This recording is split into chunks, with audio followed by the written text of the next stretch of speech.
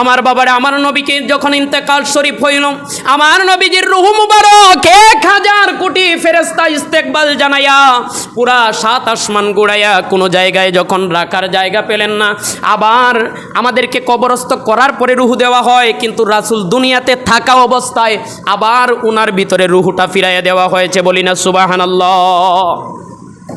আমরারে কবরস্থ করলে রূহ দেওয়া হয়, কিন্তু রাসূল দুনিয়াতে থাকতেই আবার উনার ভিতরে রূহ ফিরাইয়া দেওয়া হয়েছিল। এই জন্য রাসূলকে বলা হয় জিন্দা নবী। আমার বাবারা বন্ধুরা, এই 12ই রবিউল আউয়াল, অনেকে বলে 12ই রবিউল আউয়াল আমার নবীর জন্ম হয়েছে, আবার ইন্তেকাল হয়েছে। এই জন্য অনেক বাতিল পন্থী যারা মিলাদুন নবী মানে না, তারা এই বিষয়টা এইভাবে বলে যে রাসূল যেহেতু একই দিনে জন্মগ্রহণ করেন আবার একই দিনে ইন্তেকাল করেন, এই জন্য 12ই রবিউল আউয়ালের অর্ধেক দিন তোমরা আনন্দ করবা আর অর্ধেক দিন তোমরা কান্নাকাটি করবা। বলেন না নাউজুবিল্লাহ। মানে এখন আর দলিল তুকায়া পায় না, এখন কিতা কইতো কইবার আর কুস্তা পায় না। আমার বাবারা বন্ধুরা, ওই ধরনের আলেমদেরকে আপনারা জিজ্ঞাসা করবেন যে একটা মানুষ যদি দুনিয়া থেকে ইন্তেকাল করে ওই মানুষটার জন্য কয়দিন পর্যন্ত কান্নাকাটি করা যায়, কয়দিন পর্যন্ত সুখ পালন করা যায়। ওই ব্যক্তি আবার দেখবেন বলবে একটা মানুষ যখন দুনিয়া থেকে ইন্তেকাল করে ওই মানুষটার জন্য 3 দিনের বেশি সুখ পালন করা জায়েজ নাই, সুখ পালন করা জায়েজ নাই। বলিন আল্লাহু আকবার। এরাই আবার বলবে যে 3 দিনের বেশি ওই মানুষের জন্য আপনি সুখ পালন করতে পারবেন না, যেহেতু ইন্না লিল্লাহি ওয়া ইন্না ইলাইহি রাজিউন, আল্লাহ আমরারে পাঠিয়েছেন, আবার তার কাছে ফিরে যেতে হবে। এই জন্য মানুষের মায়ার বন্ধনের কারণে মানুষ সুখ পালন করবে, মানুষ তার প্রতি কান্নাকাটি করবে, সুখ পালন করবে। এটা 3 দিন, 3 দিনের বেশি না। এই জন্য আমার বাবারা যারা এই যুক্তি দেয় 12ই রবিউল আউয়াল আসলে আপনি অর্ধেক দিন কান্না করবেন, অর্ধেক দিন আনন্দ উদযাপন করবেন, এটা একটা ভিত্তিহীন কথা। এটা হাদিস থেকে আমরা পাই যে 3 দিনের বেশি আপনি সুখ পালন করতে পারবেন না। আমার বাবারা বন্ধুরা, এই জন্য আমার নবী দুনিয়াতে থাকা অবস্থায় যখন ইন্তেকাল করলেন, ইন্তেকাল করার পরে আমার রাসূল কিন্তু 3 দিনের মাথায় রাসূলকে কবরস্থ করা হয়। বলি না সুবহানাল্লাহ। সুখ পালন করার সময় হলো 3 দিন, রাসূলকে দুনিয়াতে রাখা হয়েছিল 3 দিন। আমরা ইন্তেকাল যদি করি, আমরা যদি মারা যাই, তাহলে আমরা বলি যত তাড়াতাড়ি থামানো যায়, যত তাড়াতাড়ি কবর দেওয়া যায় অতই বালা। এটা রাসূলের হাদিস। কিন্তু আল্লাহর রাসূলের প্রতি সাহাবায়ে কেরামের এত মহাব্বত ছিল, এত ভালোবাসা ছিল, রাসূল ইন্তেকালের পরে 3 দিনের দিনে ওনাকে কবরস্থ করা হয়েছিল। সোমবারে ইন্তেকাল করেছেন, তারপরে মঙ্গলবারে ওনাকে গোসল করিয়েছেন, আর বুধবারে ওনাকে কবরস্থ করেছেন। এই বিষয়টা ভালো করে জানবেন। মানুষ যখন ইন্তেকাল করে 3 দিন সুখ পালন, আর 3 দিন রাসূল দুনিয়াতে ছিলেন, সাহাবায়ে কেরাম সুখ পালন করেছেন। আমরা যদি মারা যাই 3 দিন যদি একটা বডিরে আপনি, এখন তো অনেক মেডিসিন বাইরিছে, অনেক কিছু বের হয়েছে, বরফ বিভিন্ন কিছু, এটার মাঝে দিয়ে লাশটারে যাতে না ফসে রাখা হয়। আমরা লাশ যদি 3 দিন দুনিয়ার মাঝে এই গরমের মাঝে রাখা হয়, সৌদি আরব কীরকম গরম এটা আপনারা জানেন, ফচ্চা যাইব, গন্ধ বাইরিব। কিন্তু রাসূল যে জিন্দা নবী, 3 দিন রাখার পরেও রাসূল যেমন ছিলেন তেমনই আছেন। বলি না সুবহানাল্লাহ। এই বিষয়টা ভালো করে মনে রাখবেন। রাসূলকে 3 দিন পরে কবরস্থ করা হয়েছিল। সোমবারে ইন্তেকাল করেছেন, সোমবার, মঙ্গলবার, বুধবারে ওনাকে দাফন করা হয়েছিল। আমার বাবারা বন্ধুরা, রাসূলের ইন্তেকাল আমাদের ইন্তেকাল একরকম নয়।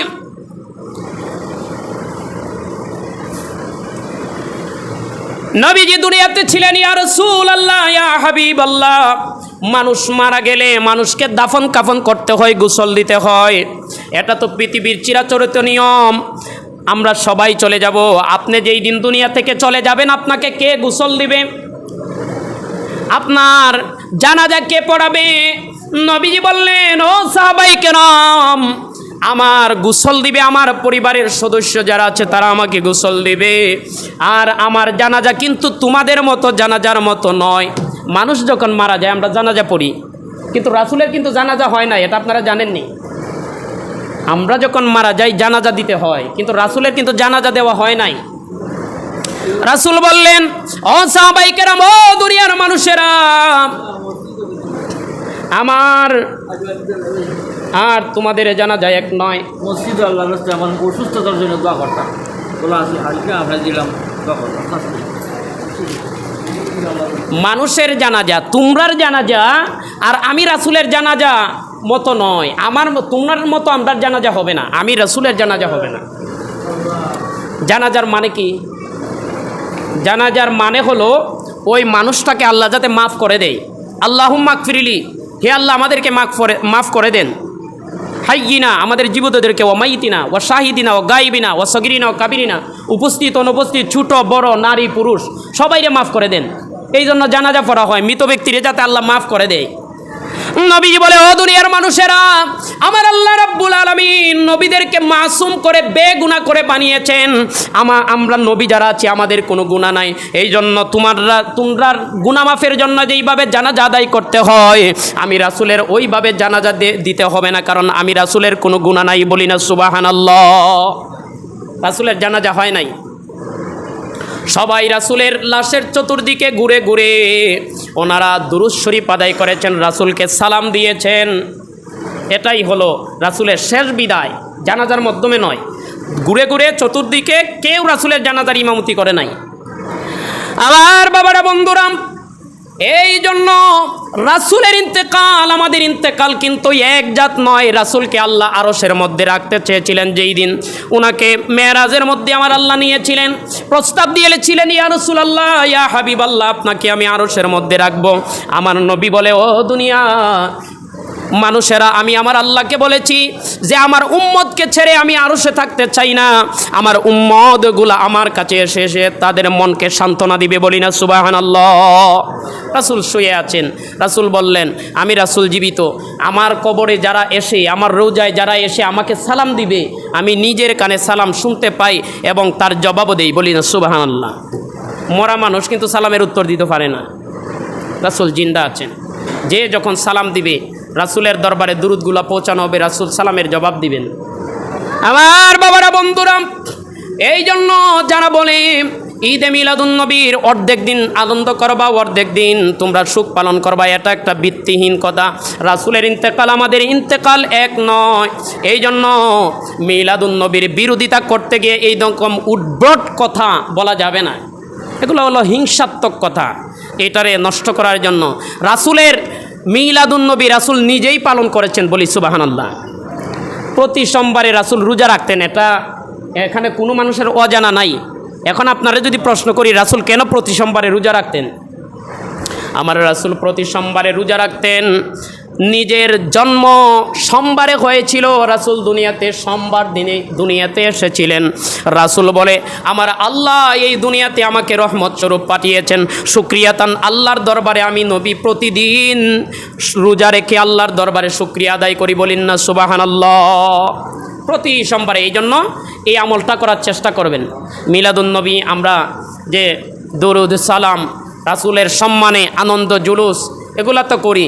এর মধ্যে আউয়াল টাইমে আপনার প্রথম রাসূল যেটা করেছেন প্রতি সোমবারে রোজা, এটা আমি নিজেও রাখি, আপনারাও রাখার চেষ্টা করবেন। রাসূল যদি নিজের আগমনে যদি রোজা রেখে শুকরিয়া আদায় করেন, রাসূল নিজেরটা নিজে করেন, কিন্তু এই রাসূল তো আমাদের কাছে অনেক বড় নিয়ামত। এই জন্য রাসূলের সম্মানে, রাসূলের আগমনে আপনারাও ওই সোমবার দিনটা রোজা রাখার চেষ্টা করবেন। আল্লাহ যাতে সবাইকে তৌফিক দেন, বলেন আল্লাহুম্মা আমিন।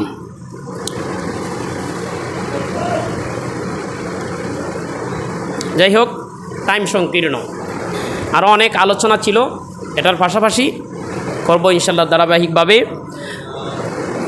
আপনারা মসজিদের দিকে খেয়াল রাখবেন। কে জানি একটা ফ্যান দিছে মসজিদের মধ্যে গত শুক্রবারে, কেটা দিয়েছিল ফ্যানটা? হ্যাঁ, জিপকা হয়। একজন বাহির থেকে আমাদের একটা ফ্যান দিয়েছেন মসজিদে, আরেকজন দিয়েছিলেন। দুইটা ফ্যান এখন আমাদের মধ্যে আছে। তো দুইটা ফ্যান দুই দিকে লাগাইলে আলহামদুলিল্লাহ আমাদের এক কাতার কমপ্লিট হয়ে যাবে। তারপরেও জুমার দিনে আরও একটা কাতার ফ্যান যদি হয়, মোটামুটি মসজিদ গরম থেকে ঠান্ডা থাকবে। আপনারা আরও যারা আছেন দেওয়ার মতো, আমি আপনাদেরকে বলবো যে আল্লাহর ঘরকে মহাব্বত করে মানুষ যাতে শান্তিতে নামাজ আদায় করতে পারে, আপনারা খেয়াল রাখবেন এই বিষয়গুলা। আল্লাহর ঘর মসজিদে ফ্যান দেওয়ার চেষ্টা করবেন। আমাদের মসজিদে আমাদের সিরাজুল্লাহ মাস্টার সাহেব, উনি অসুস্থ আছেন, দোয়া চেয়েছেন। আপনারা জানেন দীর্ঘদিন যাবত অসুস্থ। উনি 1000 টাকা দিয়েছেন, সবাই বলি মারহাবা। আল্লাহ ওনার অসুখকে যাতে শেফা করে দেন। উনি বলছেন যে আল্লাহ যাতে আমারে ভালো করে দেন, এই জন্য দোয়া করবেন। সবার কাছে দোয়া চেয়েছেন। আল্লাহর ঘর মসজিদে উনি 1000 টাকা দিয়েছেন, সবাই যাতে ওনার সুস্থতায় পরিণত করে নেন, সবাই বলেন আল্লাহুম্মা আমিন। এক মহিলা, একটা ওই ফকির বাড়ির দোকানদার বেটি, উনি একটা মুরগ দিয়েছেন, দোয়া চেয়েছেন। ওনার জন্য সবাই দোয়া করবেন। আর প্রবাসী কাউসার, ওনার ওয়াইফ সাদের আম্মা, উনি দিয়েছেন আরও 500 টাকা। আল্লাহ ওনাদের দানকে কবুল করেন, মকসুদে মঞ্জিলে পৌঁছে দেন, সবাই বলেন আল্লাহুম্মা আমিন। এটা রাখে নাই, পাশে দিবেন আল্লাহুম্মা আমিন।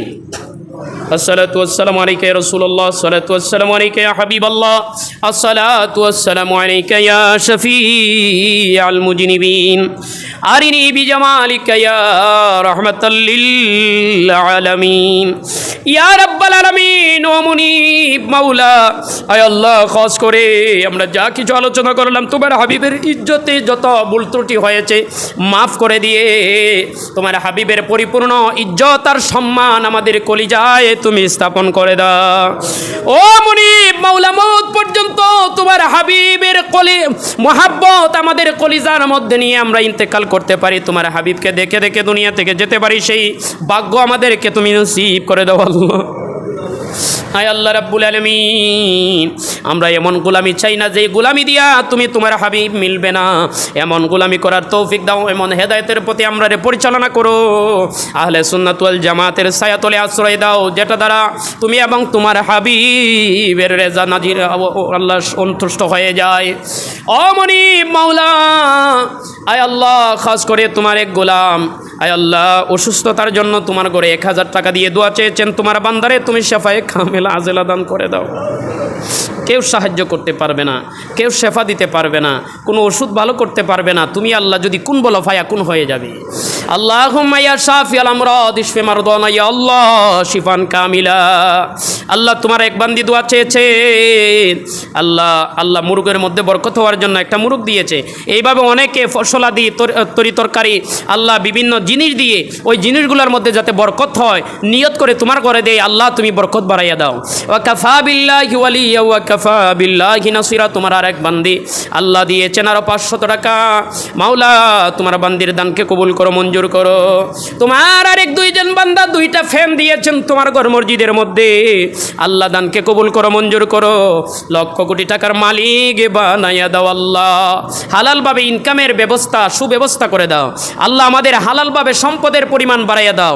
আর্থিক দুর্বলতা দিয়ে আমরা তুমি আল্লাহ আমাদেরকে তুমি কষ্ট দিও না। অমনির আমরা তোমার হাওলা হয়ে গেলাম বিউসিরাতুল মুস্তাফা লা ইলাহা ইল্লাল্লাহু মুহাম্মাদুর রাসূলুল্লাহ সাল্লাল্লাহু আলাইহি ওয়াসাল্লাম। আসসালামু আলাইকুম ওয়া রাহমাতুল্লাহি তাআলা ওয়া বারাকাতুহু।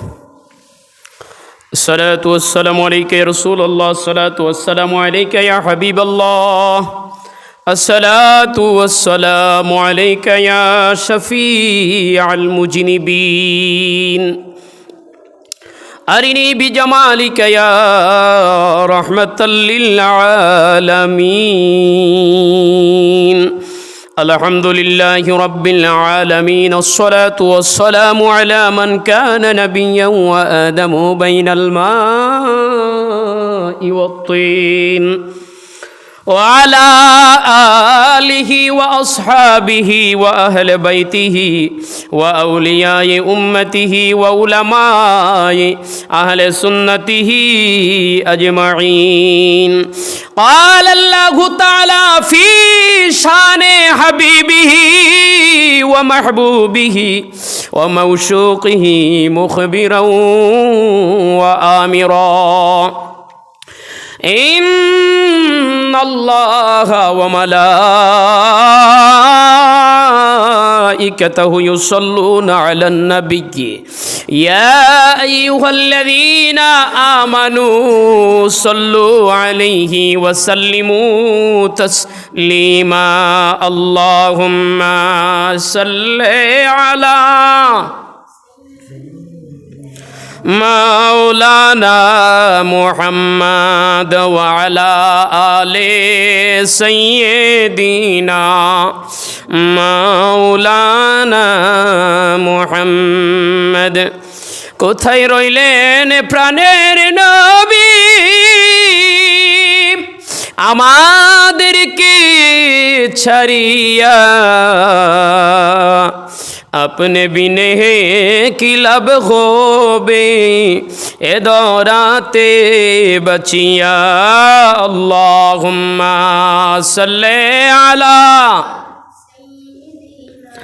मौलाना मुहम्मद व अला आले सय्यिदिना मौलाना।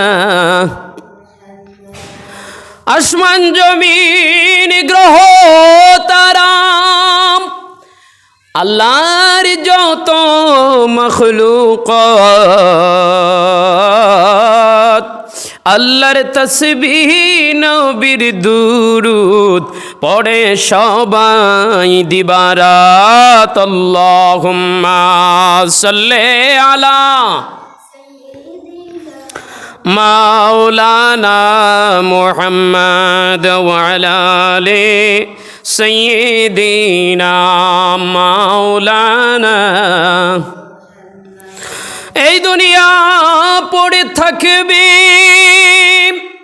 আমরা একদিন থাকবো না। সবাই মুদের ভুলে গো যাবে, নবীজি মুদের ভুলবেন না। আল্লাহুম্মা সাল্লি আলা মাওলানা মুহাম্মদ ওয়া আলা আলি মাওলানা। লা ইলাহা ইল্লাল্লাহ, লা ইলাহা লা ইলাহা ইল্লাল্লাহ, লা ইলাহা লা ইলাহা ইল্লাল্লাহ, লা ইলাহা। বলো লা ইলাহা ইল্লাল্লাহ, লা ইলাহা লা ইলাহা ইল্লাল্লাহ, লা ইলাহা। সুবহানাল্লাহ ওয়ালহামদুলিল্লাহ, সুবহানাল্লাহ আলহামদুলিল্লাহ, লা ইলাহা ইল্লাল্লাহু, লা ইলাহা ইল্লাল্লাহ, লা ইলাহা ইল্লাল্লাহ, লা ইলাহা লা ইলাহা ইল্লাল্লাহ, লা ইলাহা লা ইলাহা। জান্নাতের হুরফনিরা আমার আল্লাহর নামের দিওয়ানা, নিশিতে দাঁড়ায়া আল্লাহর ওলি সবে, নিশিতে দাঁড়ায়া আল্লাহর ওলি সবে এই নাম করে জপনা। বলো লা ইলাহা ইল্লাল্লাহ, লা ইলাহা। নেই কোনো মাবুদ আল্লাহ ছাড়া, আল্লাহ হলেন ইলাহুল্লাহ। লা ইলাহা ইল্লাল্লাহ, লা ইলাহা ইল্লাল্লাহ, লা ইলাহা ইল্লাল্লাহ, লা ইলাহা ইল্লাল্লাহ, লা ইলাহা লা ইলাহা ইল্লাল্লাহু মুহাম্মাদুর রাসূলুল্লাহ সাল্লাল্লাহু তাআলা আলাইহি ওয়াসাল্লাম। একটু ইসমে জাতের জিকির করি। আল্লাহ আল্লাহ আল্লাহ আল্লাহ আল্লাহ আল্লাহ আল্লাহ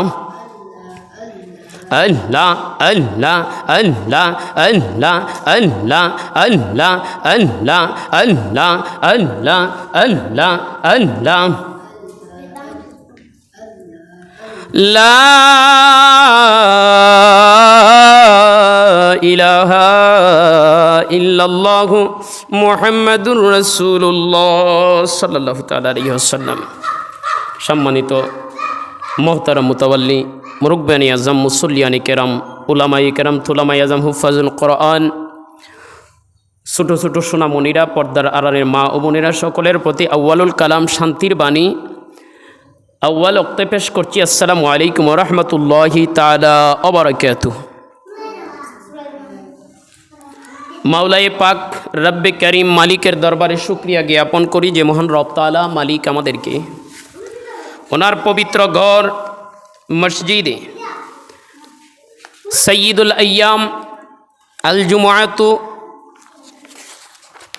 ঈদুল উসবুউল মুসলিমিন, মুসলমানদের সাপ্তাহিক আনন্দের দিন, ঈদের দিন, গরিবের হজের দিন, এমন একটা বরকতের দিনে রব্বে করিম আমাদেরকে, যেই জুমার নামাজ মসজিদ ছাড়া আদায় হয় না, জুমার নামাজ আপনি চাইলেই কিন্তু জামে মসজিদ ছাড়া পড়তে পারবেন না। বাড়িঘরে যদি ইচ্ছা করেন, অনেক মানুষ আপনারা আছেন বন্ধের মধ্যে বা কোনো এক জায়গার মধ্যে, বলে এখানে জুমার নামাজ আদায় করব, জুমার নামাজটা আদায় করে ফেলবো, এখানে যেহেতু মানুষ আছে। না, আপনি পারবেন না। এখানে আসুন।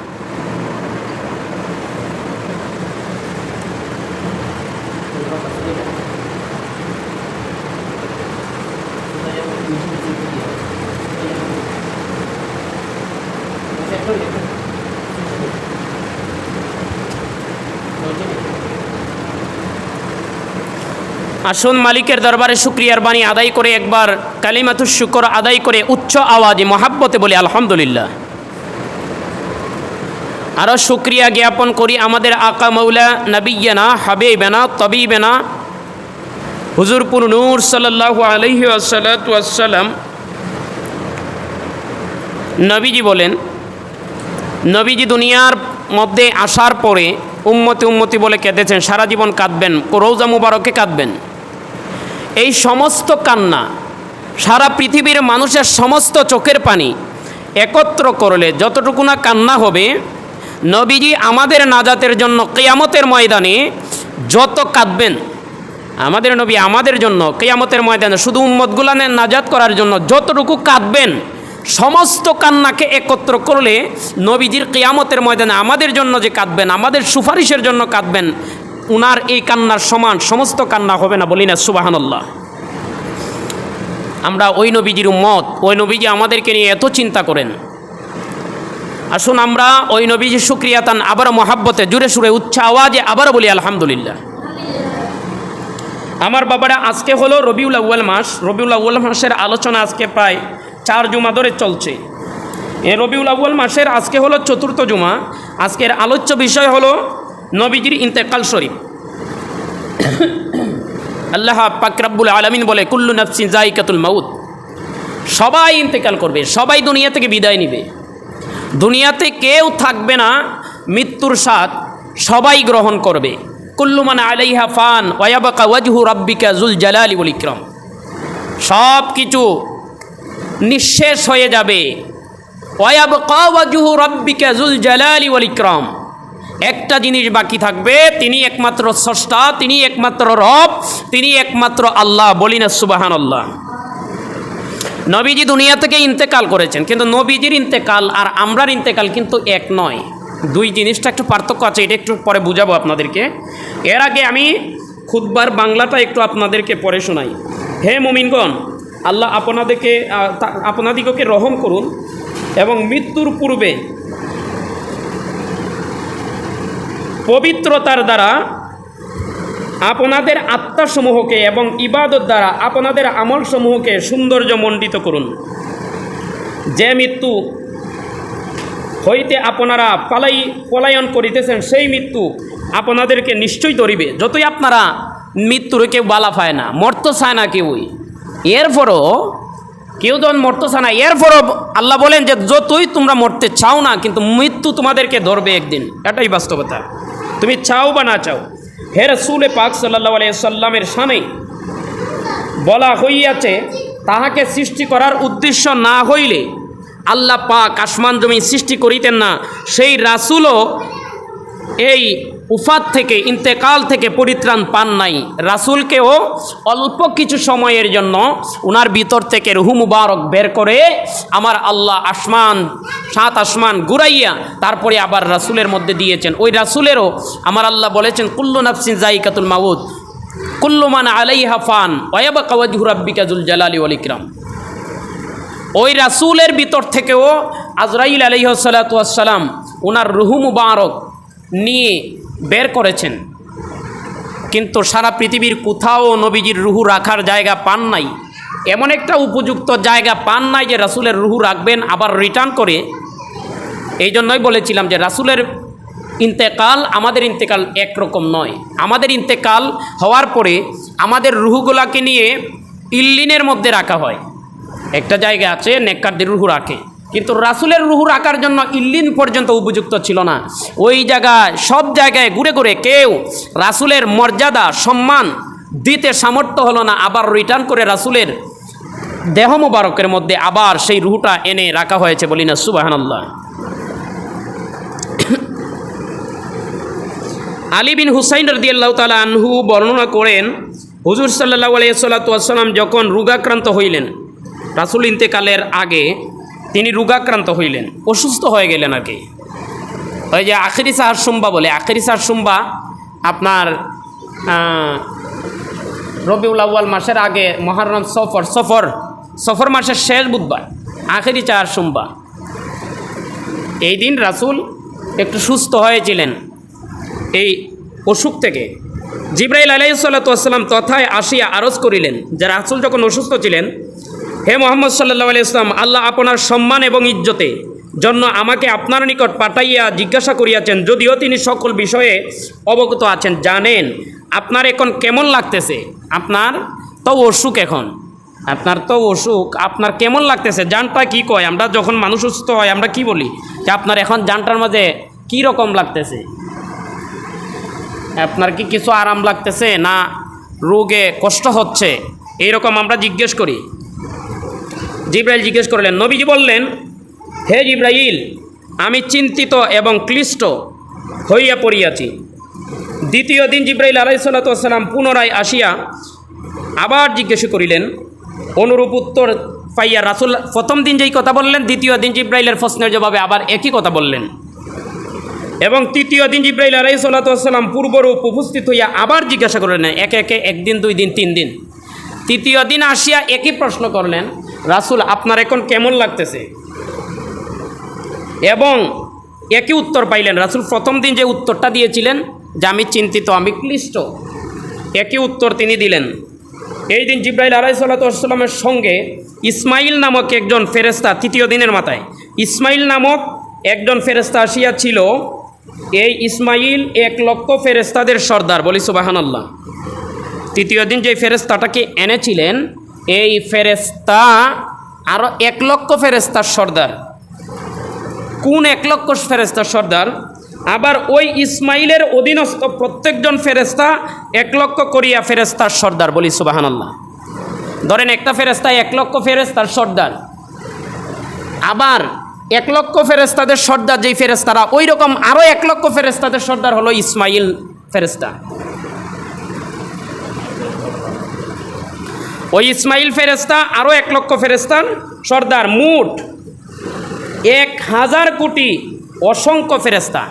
রাসূলের যে দিন ইন্তেকাল হবে ওই দিন জিবরাইল, আজরাইল এবং ইসমাইল সহ প্রায় 1,000 কোটি, 1,000 নয়, 1,000 লক্ষ নয়, 1,000 কোটি ফেরেশতাকে সঙ্গে নিয়ে রাসূলকে ইস্তেকবাল, রাসূলের রূহ মুবারক নিয়ে স্বাগতম দিয়ে শুভেচ্ছা জানিয়ে নিয়ে আসার জন্য 1,000 কোটি। কতগুলো ফেরেশতা? 1,000 কোটি। সুবহানাল্লাহ। নিয়ে আসলেন সকলে। রাসূল পাক সাল্লাল্লাহু আলাইহি ওয়াসাল্লামের আদেশ লইয়া তথায় উপস্থিত হইলেন। হুজুর সাল্লাল্লাহু আলাইহি ওয়াসাল্লামের অবস্থা জিজ্ঞাসা করিলেন। এই অসংখ্য ফেরেশতা হুজুর সাল্লাল্লাহু আলাইহি ওয়াসাল্লামের রূহ মুবারককে ইস্তেকবাল, স্বাগতম করিয়া নেওয়ার জন্য আসিয়াছিলেন। বলি সুবহানাল্লাহ।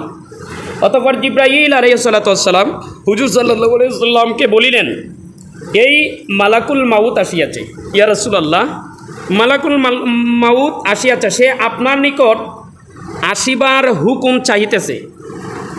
আমরার কাছে, আমরা কোনো মানুষের কাছে যখন আজরাইল আসে, কেউর কাছে অনুমতি লয় না যে আপনারা এখন মারতাম নি, আপনার জানটা নিতাম নি, এই কথা কেউ কোনো মানুষের কাছেই বলে নাই। কিন্তু আজরাইল আপনার নিকট অনুমতি চাইতেছে, আপনার পূর্বে সে যত লোকের নিকট আসিয়াছে এবং আপনার পরে কিয়ামত পর্যন্ত যত লোকের নিকট আসিবে, কাহারও নিকট সে হুকুম চাহে নাই, চাহিবেও না, চায় নাই এবং চাহিবে না। বলি সুবহানাল্লাহ। আমরা রাসূলের মর্যাদা, আল্লাহর তো হাজার হাজার কোটি কোটি মাখলুকাত আছে, যারা প্রাণী আছে এর মধ্যে, এদের রুহ নেওয়ার জন্য কারো কাছে আজরাইলের কৈফিয়ত দিতে হয় নাই, অনুমতি চাইতে হয় নাই। এই কথা বলেও নাই যে তোমার এখন নিয়ে যাব, তুমি অনুমতি দেওনি। কিন্তু আমাদের নবীজি কাছে এসে অনুমতি চাচ্ছে যে আর দান তো রুহ তো কবজ করবে পরের কথা, আগে আপনার ঘরে ঢুকার আমাকে অনুমতি দেন। বলি সুবহানাল্লাহ। এই অনুমতির বিষয়ে মুসা আলাইহিস সালামের যখন জান কবজ করার জন্য আজরাইল আলাইহিস সালাম এসেছিলেন, আজরাইল মুসা নবীর কাছে যখন পৌঁছেছিলেন, হযরত মুসা আলাইহিস সালাম এক থাপ্পড়ে আজরাইলের চক্ষু বের করে ফেলেছিলেন। বলিন আল্লাহু আকবার। আজরাইলের এক থাপ্পড় দিয়ে চোখ বের করে নিয়েছে। তখন আল্লাহর দরবারে আবার আজরাইল চলে গেল যে আপনি কার কাছে আমারে ফাটাইছেন? দুনিয়ার কারো কাছে গেলে তো আমারে কেউ দেখেও না, তাদের জান আমি কবজ করে নিয়ে আসি, অনুমতিও চাইতে হয় নাই, আমার বয়ে সবাই থরথর করে কাঁপে। আর আপনি মুসা নবীর কাছে পাঠাইলেন, উনি আমার এক থাপ্পড়ে চোখ বার করে দিয়েছে। পৃথিবীর সবচেয়ে আল্লাহর মাখলুকাতের মধ্যে সবচেয়ে গরম মাখলুকাত হযরত মুসা আলাইহিস সালাম, উনি সবচেয়ে গরম ছিলেন। তো মুসা নবী, তখন আল্লাহ বললেন, তুমি যে গেছলাই মুসা নবীর কাছে, তুমি কি সালাম দিসলানি মুসা নবীরে? সুবহানাল্লাহ। বলে না, আমি তো সালাম দেই নাই। আজরাইলকে কেউ রে আপনারা কোনো সালাম দিছে? দেয়নি কেউ রে সালাম। কয় আল্লাহ, আমি তো কেউর দ্বারা গিয়া সালাম দেই না, আমার কাজ হচ্ছে রুহু বের করে আনা, আমি রুহু বের করে আনলাম। তখন আল্লাহ বললেন, তুমি যার তার কাছে যাও নাই, এমন একজনের কাছে গিয়েছ, এখানে আদব কায়দা যদি না থাকে তাহলে কিন্তু সাংঘাতিক ব্যাপার হয়ে যায়, যেটা তোমার সাথে আজকে করছে। তুমি যে সালাম দিবাই, মুসা নবীর জিগাইবাই যে একটা দুম্বা পাঠাইলেন, যে এই দুম্বার উপরে হাত রাখলে এই দুম্বার যতগুলা পশম আছে কত বছর আপনার হায়াত বাড়াইয়া দেওয়া হইব যদি আপনি চান, আর আল্লাহ চান আপনাকে নিয়ে যাওয়ার জন্য। তবে আপনি যদি চান তাহলে আরও থাকতে পারবেন কত বছর, যতটা দুম্বার পশম আপনার হাতের নিচে পড়বে। আমার বাবারা, বন্ধুরা, এখানে শিকারের বিষয় হলো মুসা নবী পৃথিবীর সবচাইতে গরম মানুষ, ওনার কাছে যাওয়ার পরও আজরাইল অনুমতি নেয় নাই। কিন্তু আমার নবীজির কাছে মুসা নবী আজরাইলকে আদব শিক্ষা দেয়, আর আজরাইল আদব সহকারে আমার নবীজির কাছে অনুমতি চায়। বলি না সুবহানাল্লাহ। অন্যান্যদের ইন্তেকাল, আমাদের নবীর ইন্তেকাল একরকম নয়। এতদ শ্রবণে এই কথা শুনিয়া হুজুর সাল্লাল্লাহু আলাইহি ওয়াসাল্লাম বলিলেন, আমি তাহাকে ইজাজত দিতেছি, আমি তাকে অনুমতি দিতেছি। ইহাতে আজরাইল ঘরের মধ্যে প্রবিষ্ট করলেন, ঘরের মধ্যে ঢুকতে তিনি অনুমতি নিলেন। হে মুহাম্মদ সাল্লাল্লাহু আলাইহি ওয়াসাল্লাম, আল্লাহ পাক আমাকে আপনার নিকট পাঠাইয়াছেন, আপনি যদি হুকুম দেন, দেখেন কথার ধরনটা দেখেন, আপনি যদি হুকুম দেন তবে আমি আপনার মুবারক রুহ মুবারক কবজ করিব। বলি সুবহানাল্লাহ। সে এসে বলল,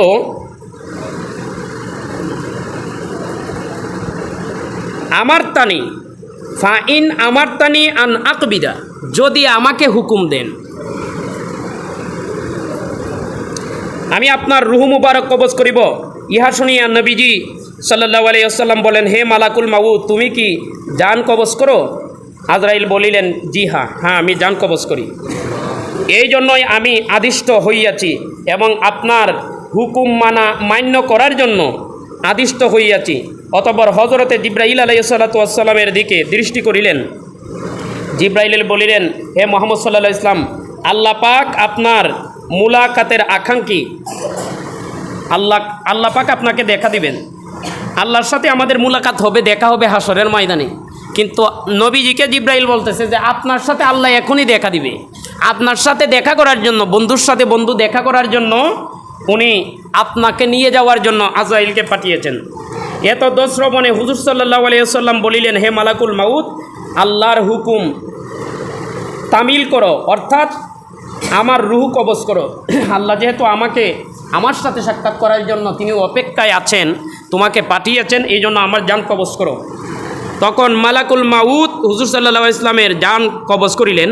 হুজুর সাল্লাল্লাহু আলাইহি সাল্লাম ইন্তেকাল শরীফের পরে লোকের কান্নাকাটি করিতেছেন। এ সময়ে সকলেই ঘরের কোণ হইতে একটা শব্দ শুনিতে পাইলেন। নবীজি পৃথিবীর শ্রেষ্ঠ মানুষ, তিনি চলে গেলেন আমাদের নবী দুনিয়া থেকে, এই জন্য সবাই কান্নাকাটি করতেছে। এই সময় নবীজি যে ঘর, এখন যে জায়গার মধ্যে রৌজা আছে, এটা একটা মা আয়েশা রাদিয়াল্লাহু তাআলা আনহার ঘর ছিল। এই ঘরের ভিতর থেকে কোন থেকে একটা আওয়াজ আসতেছে, শব্দ শুনিতে পাইলেন। হে নবীর সংসারীগণ, নবীজির বিবিগণ তথা উপস্থিত ছিলেন, ওনারা কান্নাকাটি করতেছেন। হে নবীর সংসারীগণ, আল্লাহ পাকের শান্তি এবং রহমত আপনাদের উপর বর্ষিত হোক। প্রত্যেক বিপদেই আল্লাহর নিকটে আশ্রয়স্থল রহিয়াছে, প্রত্যেক ক্ষতিতে আল্লাহর নিকটে প্রতিদান রহিয়াছে। আপনাদেরকে আল্লাহ যে কষ্ট দিয়েছেন নবীকে নিয়ে গিয়ে, এর জন্য আল্লাহ আপনাদেরকে প্রতিদান দিবেন। তাহার নিকট প্রত্যেক লোকসানের ক্ষতিপূরণ রহিয়াছে। কাজেই আল্লাহকে ভয় করুন এবং তাহার নিকট প্রত্যাশা করুন। কেননা ধৈর্য হারা হইয়া যে ব্যক্তি সওয়াব হইতে বঞ্চিত হয়, সেই প্রকৃত বিপদগ্রস্ত। আবেগে আমরা কান্নাকাটি করি মানুষ যখন মারা যায়, কিন্তু আল্লাহ রাসূল নিষেধ করেছেন কান্নাকাটি করার জন্য। হ্যাঁ, মানুষের প্রতি মানুষের মায়া ভালোবাসা আছে। মায়া ভালোবাসার বহিঃপ্রকাশ হলো আপনার চোখ দিয়ে অটোমেটিক পানি পড়বে, কিন্তু আওয়াজ হবে না। আপনি হাই হুতাশ করে, আপনি আওয়াজ করে, চিল্লাফাল্লা করে কান্নাকাটি করবেন, এটা নিষেধ। রাসূলের সন্তান যখন ইন্তেকাল করলেন, রাসূল নিজেই বলেছেন যে তোমরা হাই হুতাশ, আওয়াজ এগুলো করবে না। সাহাবায়ে কেরাম জিজ্ঞেস করলেন, ইয়া রাসূলুল্লাহ, আপনি আমাদেরকে নিষেধ করেছেন মানুষ মারা গেলে কান্নাকাটি না করার জন্য, কিন্তু আপনার চোখ দিয়ে কেন পানি পড়তেছে? তখন রাসূল বললেন, এটা হলো ভালোবাসার বহিঃপ্রকাশ। মানুষের সাথে মানুষের যে মায়ার বন্ধন সৃষ্টি হয়, এইটা চোখ দিয়ে প্রকাশ পাচ্ছে, কিন্তু আওয়াজ দিয়ে নয়। এই জন্য আওয়াজ দেওয়া যাবে না। আর প্রকৃত বিপদগ্রস্ত ওই ব্যক্তি যারা ধৈর্যহারা হয়ে যায়। এটা আল্লাহর হুকুম, আল্লাহ দিবেন দুনিয়াতে, আবার নিয়ে যাবেন, আল্লাহরই হুকুম। আল্লাহ জানেন কোনটাতে কল্যাণ আছে, এই জন্য চিল্লাফাল্লা হাই হুতাশ করা যাবে না। হযরতে আলী রাদিয়াল্লাহু তাআলা আনহু বলিলেন, তুমি কি জানো যে এই ব্যক্তিকে, এই যে আওয়াজটা আসলো ঘরের কোণা থেকে, যে তোমরা ধৈর্যহারা হইও না, প্রত্যেকটা ক্ষতিপূরণ আল্লাহর দরবারে আল্লাহ জেজা দিবেন। তখন আলী জিজ্ঞেস করলেন, তোমরা যে আওয়াজটা শুনতে পাইলা ঘরের কোণা থেকে, এই আওয়াজটা কিসের তোমরা জানো কি?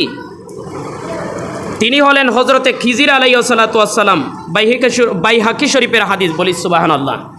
হযরতে খিজির আলাইহিস সালাম, আসমানের মধ্যে দুইজন মানুষ জীবিত আছে, আর পানির মাঝে দুইজন মানুষ জীবিত আছে। এর মধ্যে একজন হলেন হযরতে খিজির, যিনি এখনও সমুদ্রের সম্রাট, পানির সম্রাট, পানিতে ওনার বসবাস করেন।